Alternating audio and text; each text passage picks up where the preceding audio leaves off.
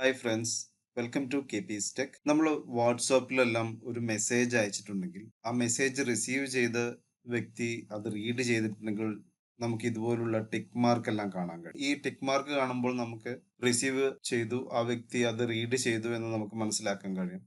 ഇതുപോലെ നമുക്ക് ഒരു ജിമെയിലിൽ നിന്നും ഒരു ഇമെയിൽ അയക്കുമ്പോൾ ഒരു ഇമെയിൽ റിസീവ് ചെയ്ത വ്യക്തിയിൽ നിന്നും ഒരു റീഡ് റെസിപ്റ്റ് നമുക്ക് കിട്ടുകയാണെങ്കിൽ ഇതുപോലെ ഒരു ടിക്ക് മാർക്ക് നമുക്ക് വെരിഫൈ ചെയ്യാൻ കഴിയുകയാണെങ്കിൽ ആ വ്യക്തി മെയിൽ റീഡ് ചെയ്തു എന്ന് നമുക്ക് മനസ്സിലാക്കാൻ കഴിയുകയാണെങ്കിൽ വളരെ എളുപ്പമായിരിക്കും. അതല്ലെങ്കിൽ നമ്മൾ ഈ മെയിൽ റീഡ് ചെയ്തു ചെയ്തില്ലേ, എപ്പോൾ റീഡ് ചെയ്തു, ഇതെല്ലാം അറിയാൻ ആകാംക്ഷയോടുകൂടി കാത്തിരിക്കും. ഈ മെയിൽ ട്രാക്കിംഗ് എങ്ങനെ നമുക്ക് ജിമെയിലിൽ ഇൻസ്റ്റാൾ ചെയ്യാമെന്ന് നോക്കാം. ഇതിനായിട്ട് email tracking for Gmail Google search ചെയ്യുക.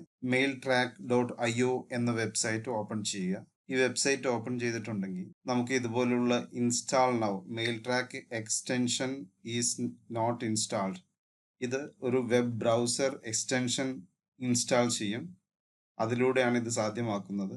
അതുകൊണ്ട് നമ്മളോട് ഒരു മെയിൽ ട്രാക്ക് എക്സ്റ്റൻഷൻ ഇൻസ്റ്റാൾ ചെയ്യാൻ പറയുന്നു. നമ്മൾ ഇൻസ്റ്റാൾ നൗ കൊടുത്തു. ഇത് ആഡ് ടു ക്രോം, ഈ ക്രോം ബ്രൗസറിലേക്ക് ആഡ് ചെയ്യാൻ പറയുന്നു. നമ്മൾ ആഡ് കൊടുത്തു, ആഡ് എക്സ്റ്റൻഷൻ കൊടുത്തു. Almost done. Mail track needs to connect to your Gmail. നമ്മൾ ജിമെയിലുമായിട്ട് തന്നെ കണക്ട് ചെയ്യേണ്ടതുണ്ട്. നമ്മൾ കണക്ട് വിത്ത് ജിമെയിൽ ക്ലിക്ക് ചെയ്യുന്നു. നമുക്ക് ഏത് ജിമെയിൽ അക്കൗണ്ടുമായിട്ടാണ് കണക്ട് ചെയ്യേണ്ടതെന്നാണ് ചോദിക്കുന്നത്. ഞാൻ എൻ്റെ ഒരു ജിമെയിൽ അക്കൗണ്ടുമായിട്ട് കണക്ട് ചെയ്യാൻ കൊടുക്കുന്നു. പാസ്വേഡ് അടിച്ചിട്ടില്ലെങ്കിൽ പാസ്വേഡ് ചോദിക്കും. mailtrack.ioയുടെ ഇതുപോലുള്ള ഒരു ഇന്റർഫേസിൽ ഇവിടെ നമുക്ക് നമ്മുടെ അക്കൗണ്ട് കാണാം. mailtrack.ioയിൽ പോയിട്ടുണ്ടെങ്കിൽ ഡിഫറെന്റ് പ്ലാനുകളുണ്ട്. Monthly, pro, $9.99, quarterly, yearly options ഒക്കെ എല്ലാം ഉണ്ട്. നമുക്ക് ഫ്രീ വേർഷൻ മതി. നമുക്ക് ഫ്രീ ആയിട്ടുള്ളത് അൺലിമിറ്റഡ് ട്രാക്കിംഗ് ആണ്, അത് ഫ്രീ ആയിട്ട് നമുക്ക് കിട്ടും. പ്രോ വേർഷനിൽ അഡ്വാൻസ്ഡ് ഫീച്ചേഴ്സ് കൂടി നമുക്ക് കിട്ടും. ബട്ട് നമുക്ക് അതിൻ്റെ ഒന്നും ആവശ്യമില്ല, ഈ ഫ്രീ വേർഷൻ മതി. നമ്മളിപ്പോൾ ഫ്രീ വേർഷൻ ഇൻസ്റ്റാൾ ചെയ്തിരിക്കുന്നു നമ്മുടെ ജിമെയിലിൽ. നമ്മളിപ്പോൾ ഈ ജിമെയിൽ അക്കൗണ്ടിൽ അത് എനേബിൾ ചെയ്തു. Mail track is now installed എന്ന് കാണിക്കും. നമ്മൾ ഇൻബോക്സ് ഓപ്പൺ ചെയ്തിട്ടുണ്ടെങ്കിൽ നമ്മൾ ഓക്കെ കൊടുത്തു. ഇവിടെ ഒരു മെസ്സേജ് എല്ലാം വരും. ഇനി നമുക്ക് ഇത് എങ്ങനെയാണ് വർക്ക് ചെയ്യുന്നതെന്ന് നോക്കാം. ഞാനൊരു ഇമെയിൽ സെൻഡ് ചെയ്യുകയാണ്. മറ്റൊരു ഇമെയിൽ ഐ ഡിയിലേക്ക് മെയിൽ സെൻഡ് ചെയ്യുന്നു.